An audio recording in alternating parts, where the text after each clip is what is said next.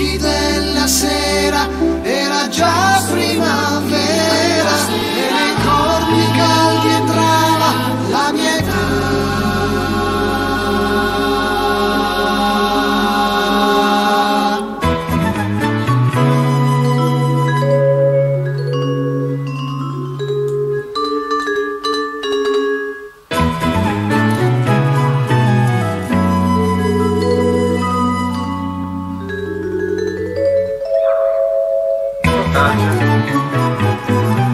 Meu nome é Eduardo Guerreiro do Brito Nosso, professor do Programa de Ciência da Literatura da Faculdade de Letras da UFRJ.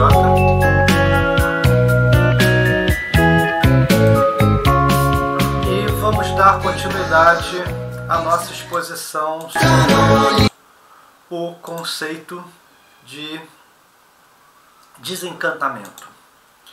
Nós estávamos falando da questão da falta de sentido do ciclo da vida de um indivíduo, né?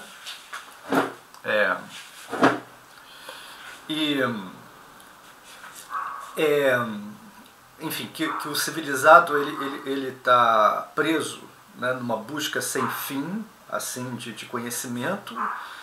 Ele não vai realizar alguma coisa, ele não vai completar, né, alguma coisa, ele não começa e nem termina. E no caso de Abraão ou de qualquer camponês do passado, a vida ela tinha um ciclo bem definido, né? E agora a gente vai tratar de uma comunicação muito interessante entre o grande sociólogo, que é o Max Weber, e um dos maiores escritores do século XIX, que é o Tolstói, né? Weber ele faz uso do Tolstói num momento ápice, né, do seu ensaio A Ciência como Vocação, e ele tem a relação entre os dois é interessante. Eu quero tratar dela aqui para abordar a questão do niilismo moderno, né? Então, no momento de grande intensidade do ensaio de Weber, né, o sociólogo encontra num escritor russo bem conhecido, significativamente lido por toda a geração decadentista francesa, entendeu? Então, os simbolistas leram bastante Tolstói, né? É uma das grandes referências para eles, né? O questionamento mais agudo da ciência moderna. Tá? Weber cita essa passagem de Tolstói. Aí tem aqui, né, vocês podem ler. A ciência não tem sentido porque não responde à nossa pergunta. A única pergunta importante para nós. O que devemos fazer e como devemos viver? Essa é a verdadeira pergunta, né? É interessante assim que o Weber ele tá durante a obra dele inteira, o que eu falei, né, uma das grandes tarefas assim da obra de Weber foi ter descrito esse processo de desmistificação da religião, que teve o seu momento principal na sese protestante, né? E ele não falou muito da relação entre a ciência e o desencantamento. Ele só vai falar nesse ensaio, que é um dos últimos que ele escreveu, né? Pois bem, quem fornece ao Weber a pergunta essencial, a questão essencial em relação ao desencantamento do mundo, em relação ao desencantamento do mundo como efeito da tarefa do destino e da epistemologia científica, né? Quem fornece isso ao Weber não é um padre, não é um sacerdote, também não é um cientista desesperado, entendeu? Não é, enfim, não é um jornalista, entendeu? Os jornalistas geralmente fazem perguntas, né? A função deles é essa, né? Enfim, não é uma pessoa de outra área do conhecimento que dá isso a Weber, nem da ciência humana, entendeu? Quem fornece uma questão precisa para o Weber é um escritor, entendeu? É a literatura que fornece, não é outra coisa, né?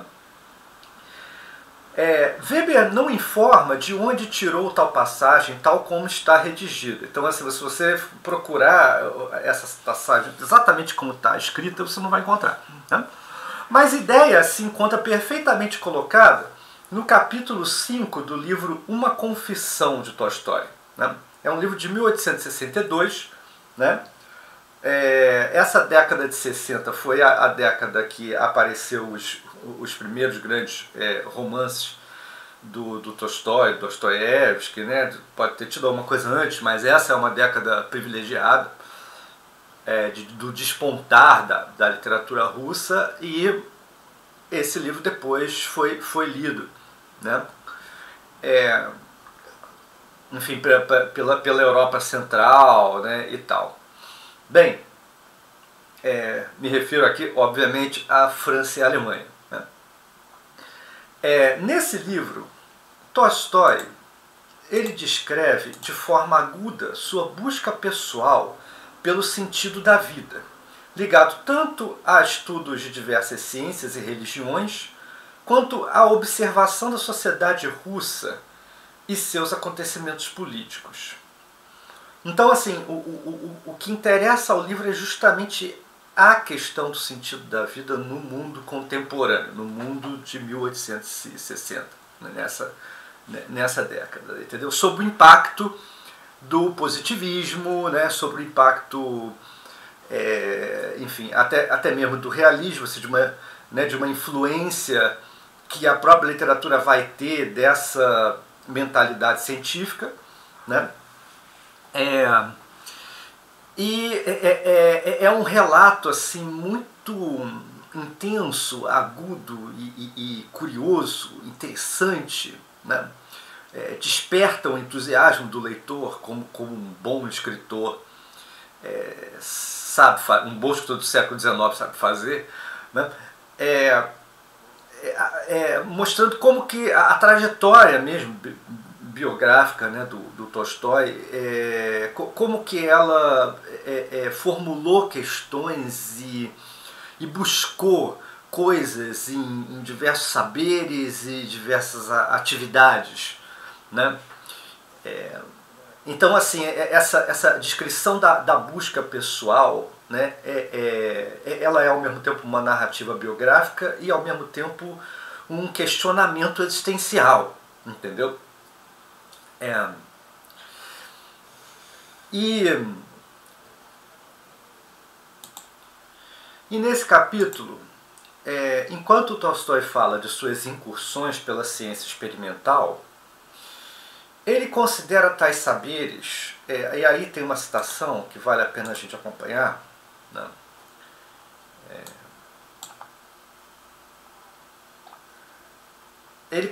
Tolstói considera tais saberes muito interessantes, agora é Tolstói, né? Muito interessantes, muito atraentes, mas que eram precisos e claros de maneira proporcionalmente inversa à sua aplicabilidade às questões da vida. Quanto menos eles se aplicavam às questões da vida, mais exatos e mais claros eram. Quanto mais tentavam dar soluções às questões da vida, menos claros e menos atraentes se tornavam. Então, você vê que existe essa contradição constitutiva da ciência, né? Ela é mais clara quanto mais ela se distancia da principal questão para qualquer um, né? E ela se torna menos clara, mais confusa e tal, quanto mais ela se aproxima dessa questão. essa contradição ela é interessante, ela é constitutiva. Eu repito aqui, né, que um ponto assim muito agudo desse problema é como o Weber ele precisa de um escritor, precisa do Tolstói para ajudar ele a formular questões existenciais últimas, entendeu? As mais importantes. Assim. É como se o próprio Weber ele estivesse meio perdido dentro da cegueira racional da própria ciência, entendeu? Desse Zweckrationalität, né? dessa razão limitada a fins, né? E ele precisasse do escritor para sair desse lugar, né? E entrar numa racionalidade dos valores, entendeu? É como se o escritor é que fosse o porta-voz de uma racionalidade dos valores, entendeu? Ele é que pode produzir questões últimas, entendeu? Mesmo uma pessoa que está fundando uma ciência humana como Weber, né, e que, enfim, né, ele fundou e antes disso ele estudou economia, história, enfim, e tal, tava mais ou menos dentro do meio da economia na época, né? Enfim, então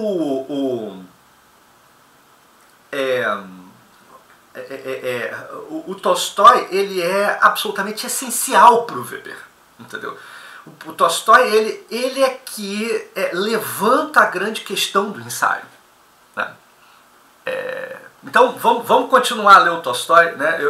Eu fiz a leitura de uma citação e na sequência vocês vão ver outras citações, porque vale a pena a gente tentar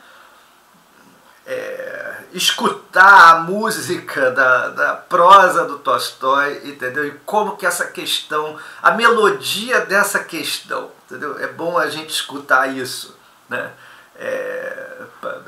Como eu já falei, assim, o sentido não se faz só estritamente do plano racional, né? O sentido ele está permeado, a grande questão pode ser puramente racional, mas ele está permeado de outros elementos, entendeu? Que dão sentido ao mundo, né? Então vamos lá. Continuando, mais uma citação aqui.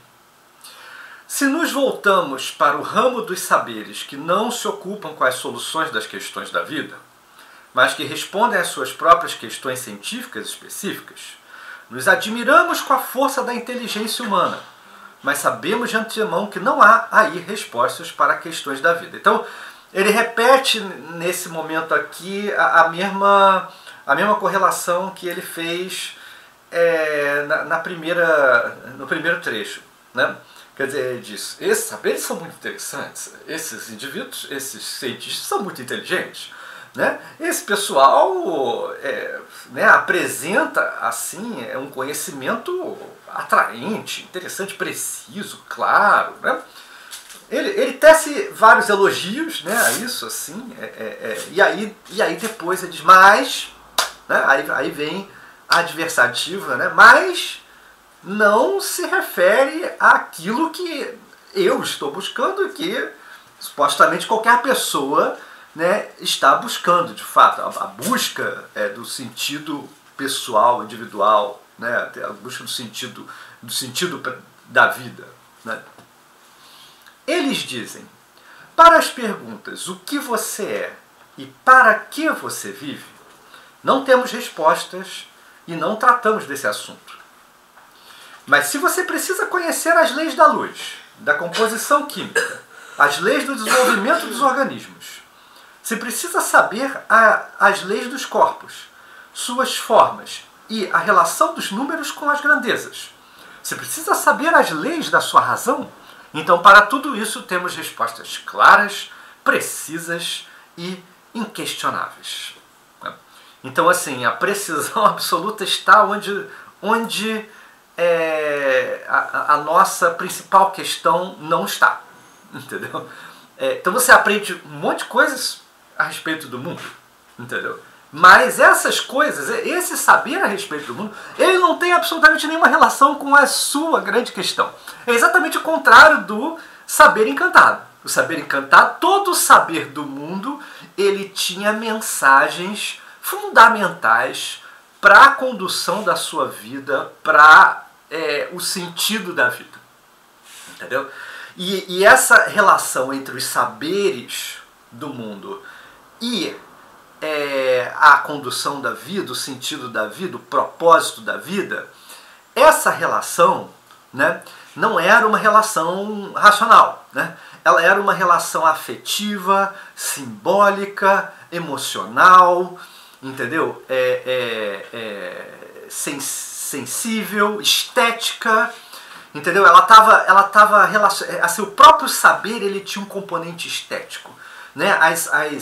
As relações de semelhança que você estabelece entre uma estrela, uma planta, uma pedra, entendeu? E um galho de árvore, e uma folha, e um fruto e tal, entendeu? As relações de semelhança que se estabelecem entre o corpo, né, a casa e o cosmos, ela em si ela já tem um componente estético fundamental que cria, entendeu? Um envolvimento com o saber, né?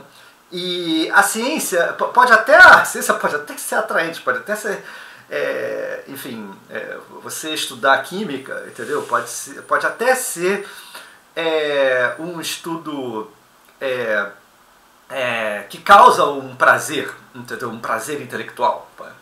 Isso certamente acontece, né? Mas o prazer intelectual, ele só é uma espécie assim de um estímulo para você ser mais eficiente. O máximo é isso, entendeu? A relação entre o prazer intelectual e o que você deve fazer, a sua tarefa enquanto cientista, não é nenhuma.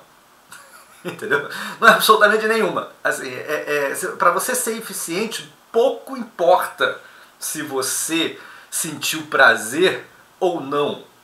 Entendeu? O que importa é você fazer a sua tarefa de forma eficiente. É isso que importa, né? Então, bem, essa é a questão do Weber. Então, vocês percebem que a relação entre o saber e o propósito da vida, quer dizer, essa relação que é uma relação de valor fundamental, né?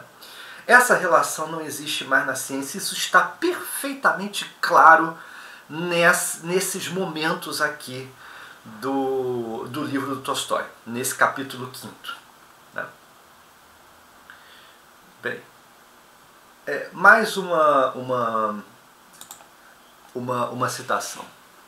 Ora, eu sei, eu dizia a mim mesmo, o que a ciência deseja saber com tanta obstinação, mas a resposta para a questão sobre o sentido da minha vida não está nesse caminho. Vou repetir. Ora, eu sei, eu dizia a mim mesmo, o que a ciência deseja saber com tanta obstinação, mas a resposta para a questão sobre o sentido da minha vida não está nesse caminho. No domínio especulativo, entendi que, apesar de, ou justamente por isso, o objetivo do saber estar declaradamente direcionado para a resposta à minha pergunta, não havia ali outra resposta senão aquela que eu mesmo me dava. Qual o sentido de minha vida? Nenhum. Ou, o que vai ser da minha vida? Nada. Ou, para que existe tudo o que existe e para que eu existo? Para existir. Ao perguntar a um lado dos saberes humanos, eu recebi uma quantidade infinita de respostas exatas sobre aquilo que eu não estava perguntando. Quer dizer, é interessante que ele observa o seguinte, que mesmo quando ele talvez se refira às ciências humanas, aqui, né? Em 1962 essa diferença ela estava começando a acontecer, mas ela não estava nada clara, né? Entre ciências empíricas, né? e tal, e ciências humanas, né? Não estava nada claro. Mas ele faz essa diferença assim no texto. História, sociologia, ele faz essa diferença assim. E ele diz, mesmo quando o saber está direcionado à resposta à minha pergunta, mesmo quando isso acontece, não havia ali outra resposta senão aquela que eu mesmo me dava.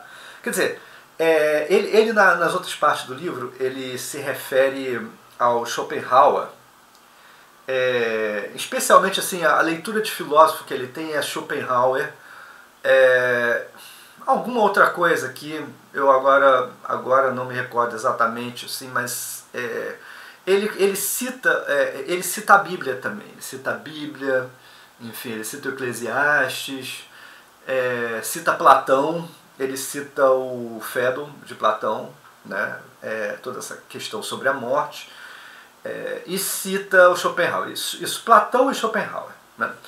E quando ele fala Schopenhauer, ele fala justamente como que o Schopenhauer, assim, no conceito de vontade de Schopenhauer, aquela vontade, aquela pulsão sem sentido, sem razão, né?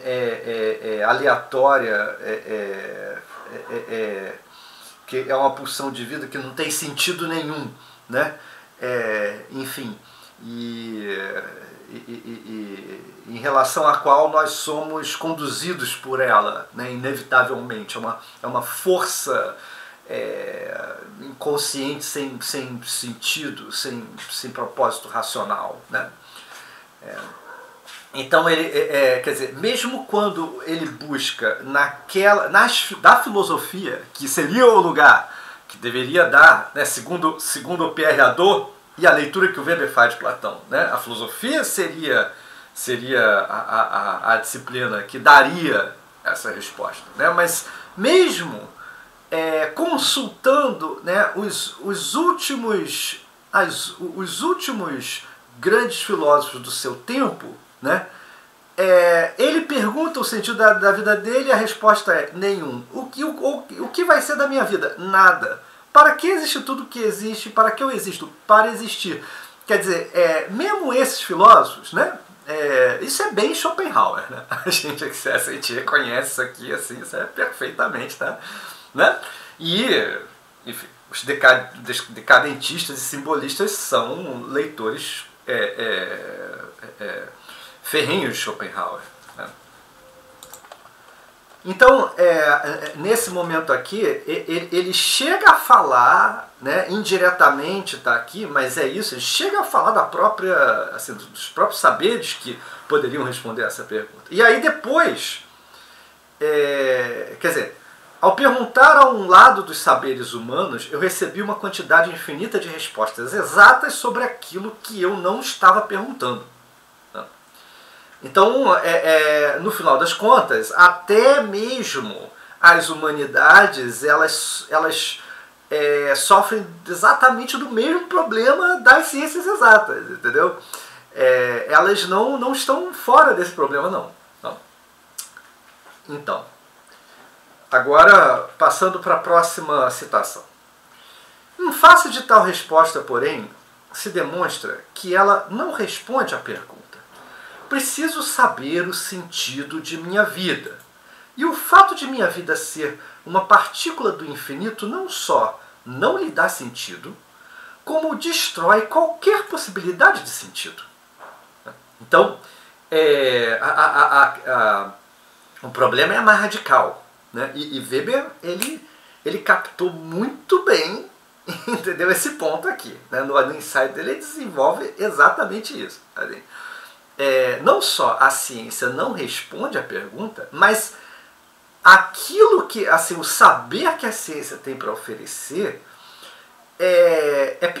chega a um ponto mais grave, né? Destrói qualquer possibilidade de sentido. É um saber contrário à busca do sentido da vida.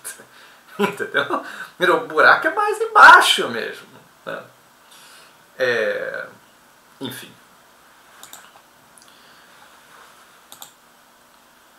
Tolstói fornece a Weber precisamente o choque entre uma dúvida sincera de um perquiridor espiritual e a resposta desapontadora da ciência, não só quanto ao resultado de seus estudos, mas também quanto ao sentido da própria busca científica. Então, também tem esse ponto. Assim, o Tolstói ele torna claro a Weber o choque da dúvida sincera e a resposta desencantadora da ciência. Entendeu? Ele, assim, ele mostra esse momento dramático, né, entre aquele que faz a questão fundamental e o desapontamento da resposta. Né?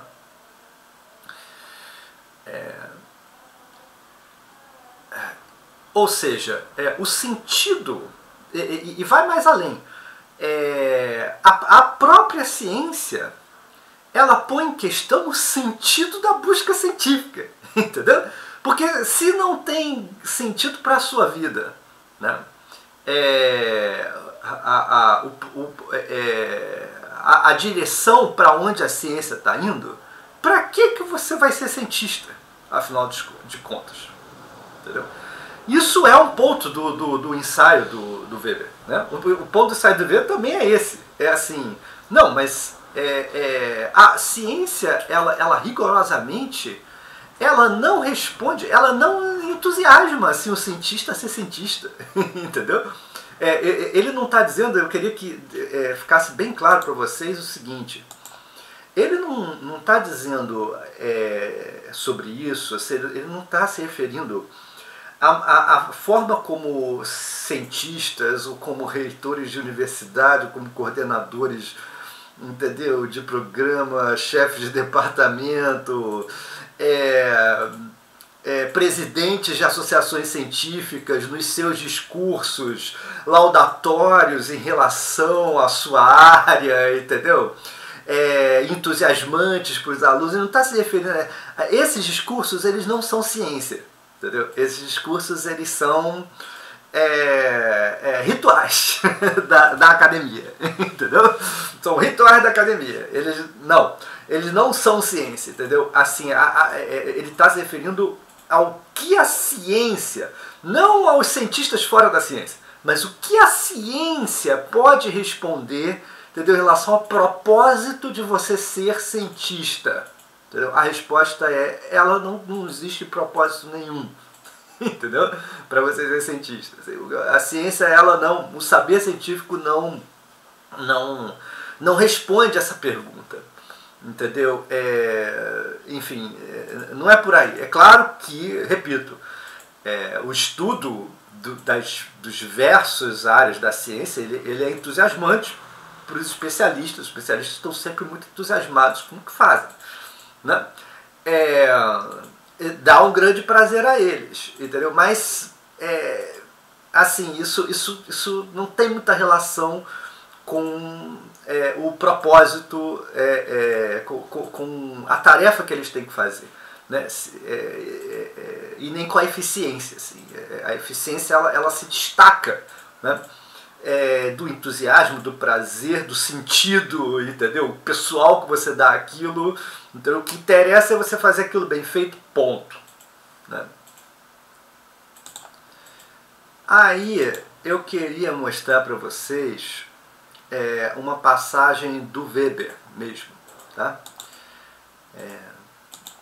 Há uma passagem de Ciência como Vocação que qualifica o homem religioso de homem musical e constata que tal tipo de pessoa vive na época errada se for para procurar na ciência um direcionamento espiritual.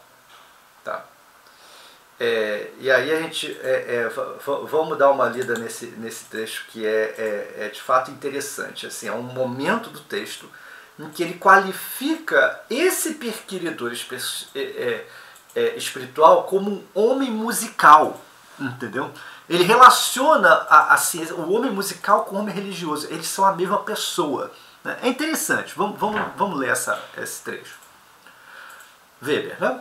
Os interesses interiores de um homem musical verdadeiramente religioso jamais podem ser servidos se lhe ocultarmos a ele e aos outros o fato fundamental de que está destinado a viver numa época sem Deus e sem profetas, dando-lhe o ersatz, o substituto, né, de uma profecia de gabinete.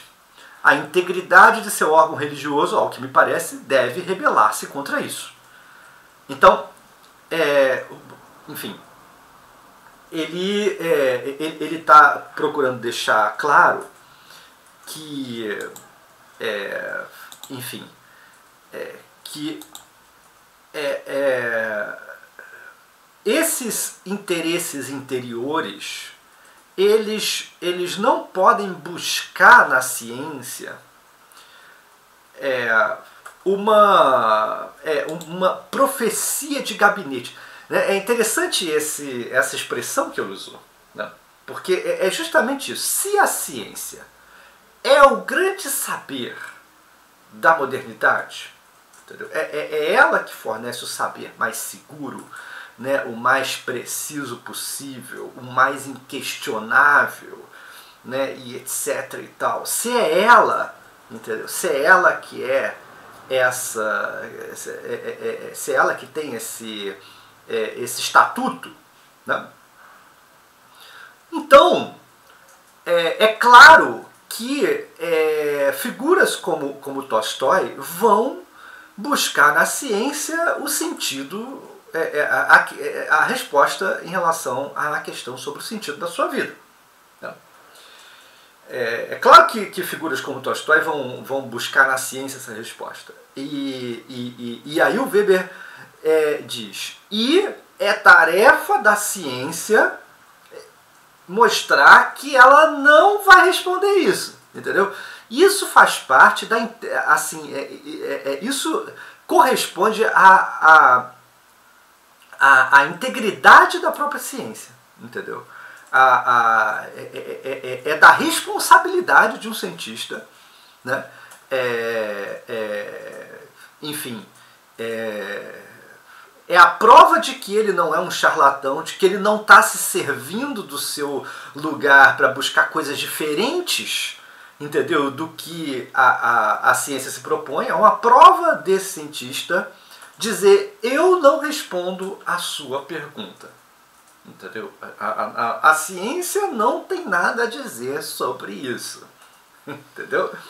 Quer dizer, o Weber, ele uma vez que ele localiza bem, né,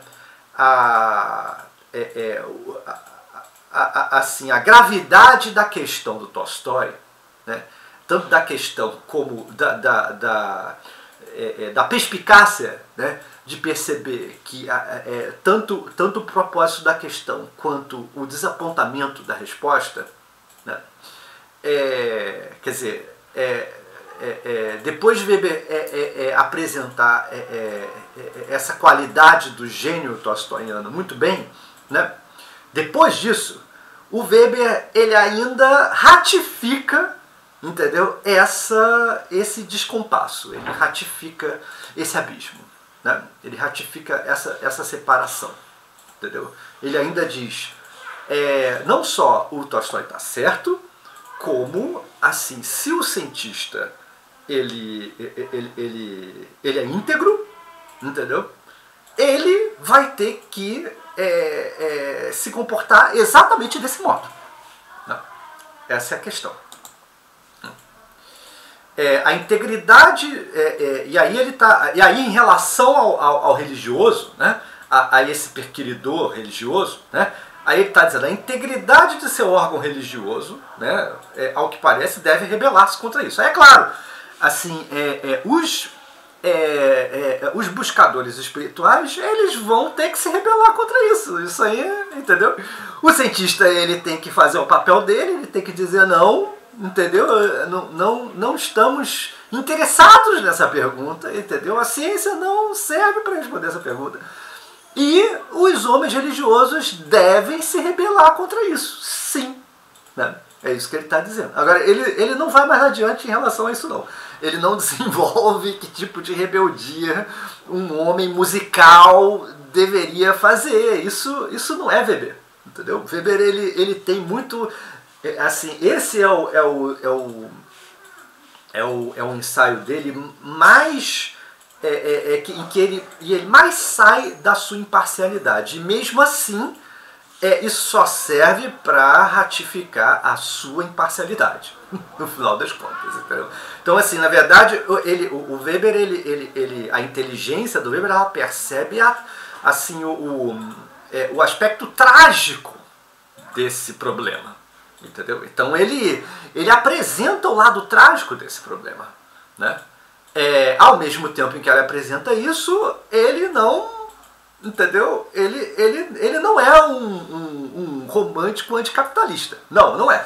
Entendeu? Ele não é um anticapitalista romântico.